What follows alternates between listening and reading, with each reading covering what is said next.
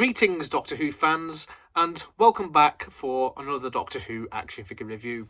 For this edition I shall be taking a look at the Earthshock 1982 set, which once again features another 5th Doctor figure, along with two brand new figures which are the androids that feature in that story.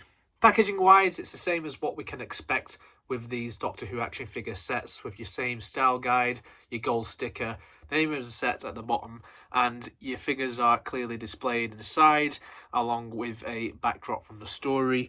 Turning this around, you have a description of the 3 figures which this set includes, along with the accessory. The screen grab which is included on the inside of the box is from part 1 of Earthshock, which is the caves that you see in that early part of the story, and you can just see the 5th Doctor's TARDIS just peeking out of the frame. And with the figures out of the box, let's take a look at the new 5th Doctor figure. Not much to go through per se, as this is the same standard 5th Doctor body which we have seen countless times ever since its first release back in 2008 in the very first wave of classic figures. The head sculpt is there, it looks like Peter Davison.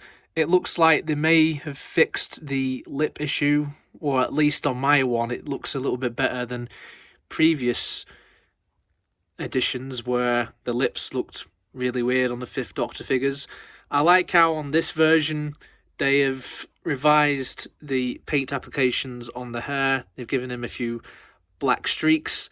Having a look at the body, it looks more or less the same, like all the way down from the legs to the main jacket, and obviously you got the cricket jumper under there, and you've got the red underneath the collars, the question mark collars. You've got his stick of celery which is just stuck on the lapel there.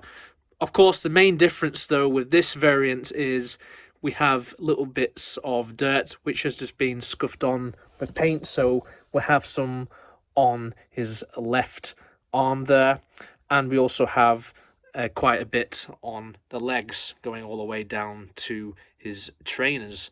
And to be honest, I think this is just all artistic license. It's just another thing that the character have done just to get another variant of the 5th Doctor out there, because the 5th Doctor is a difficult incarnation of the Doctor to get too many variants of, because for the majority of his TV run at least he wore the same outfits, apart from that major change in season 21 when we saw a change to his jumper.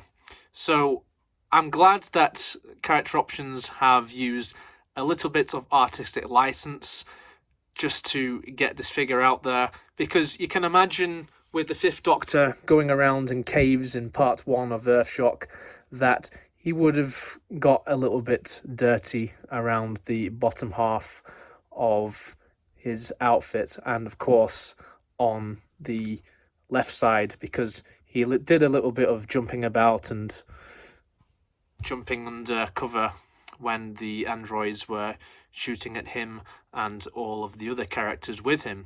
So it's a welcome release, and I have no major complaints. It's very nicely detailed, and hey, who doesn't love another 5th Doctor figure? Articulation wise, it's the same as what we've seen before. So the head doesn't really want to move on this one, but you can just move it side to side. I don't want to move it too much because my 5th Doctor figures in my collection in the past, when I've tried to move the head too much, then the paint rubs off around the neck, so I shan't be doing that for this particular release. The shoulders can move all the way around. The biceps can do 360. Elbows can move up and down. The wrists can go all the way around. The legs can move up and down. Hindered a little bit by the jacket if you want to move it from side to side, but you can just do it a little bit. There's also 360 at the waist. There's 360 at the thighs, and the knees can bend back and forth. The 5th Doctor also comes with a very neat accessory, which is the bomb device which you see in the early parts of the story. Very nice replication of what we saw on screen, with that classic display there with the numbers and just the little bits of details with the buttons and the ridges. Very nicely painted silver. Obviously, this inside spoils it with all the legal garb, but who cares about that rubbish? This is a very nice accessory which didn't really need to be included with the set, and all the more makes it a little bit more worth it. On to what many consider to be the main attraction of the set. It is the supposed brand new figures that are released as part of this, which are the two androids which featured in the early part of Earthshock. Now, I've got to say, these two figures look very, very plain. They're just all painted black. They use the same body as the Earthshock figure, but the head is a brand new sculpt and the hands are brand new sculpts as well. I've got to say it though, I really like these guys. I think these guys are a very welcome addition to the character line. It means that we now have more 80s monsters. I have no real complaints. The face of the head has this nice glossy feel to it, so you may be able to see the reflection of my room in this. Then having a look at the back of the head, that's just painted in the same paint as what you have for the rest of the body. But overall, these guys really do the job, and I like how we have these new hand sculpts. This hand is just plain as day, whereas this one, you have him pointing out as if he's shooting his lasers, because the lasers came out of the palms of their hands in Earthshock, so I quite like that. Also, what I quite like is the fact that this set came included with alternate hands, so you can change your display options as you will, so you can get a ton of different poses from these two guys. And I'm also glad that we got two of these. Some people have said, oh, it's the same figure twice, this set is a bit of a waste of time.